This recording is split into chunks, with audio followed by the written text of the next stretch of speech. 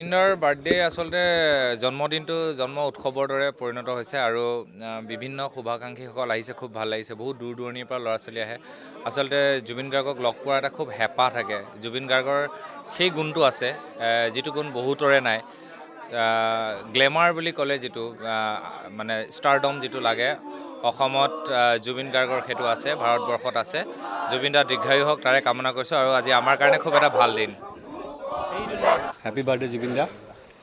আৰু আমি জুবিন দা আগন্তুক দিনত বছৰটো ভালে ভালে যাওক আৰু ভাল ভাল কাম কৰক। নতুন চিনেমা কৰিব তাতে প্লেনিং কৰি আছে ৰৈ বিনালে। আৰু গান গাওক, ভাল ভাল গান কৰক, অসমৰ কাৰণে ভাল ভাল কাম কৰক, তাৰে কামনা কৰিলোঁ। আৰু অসমবাসী ৰাইজৰ পৰা দাদাৰ কাৰণে মৰম বিচাৰিছোঁ। সেইখিনি আৰু দাদাকনো কি ক'ম আৰু, ভালকৈ থাকক, সুস্থ অৱস্থাত থাকক, স্বাস্থ্য ভালে থাকক। দাদাই ৰৈ বিনালে এখন আৰম্ভ কৰিব। এই ডেট এনাউন্স কৰিব, নিজে কৰিব দাদাই। হয়তো ডিচেম্বৰ মানত কৰিব চাগৈ, নিজে কৰিব যে আগন্তুক প্ৰজেক্ট সেইটো। তো সেই প্ৰজেক্টটো ভাল হওক চবৰে। আজি যিহেতু এটা বিশেষ দিন, এই বিশেষ দিনটোত আজিৰ দিনটো এনেকুৱা গুৰুত্বপূৰ্ণ কাম তেনেকুৱা বিশেষ গুৰুত্বপূৰ্ণ কাম আজি ৰখা নাই দাদাই। হয়তো দাদা নাছিল, দিল্লী গৈছিল, দিল্লীৰ পৰা তেজপুৰ গ'ল, কালি বিশ্বনাথ চাৰিআলি ৰাসলৈ গ'ল।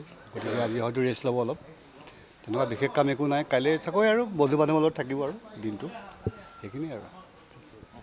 Thank U.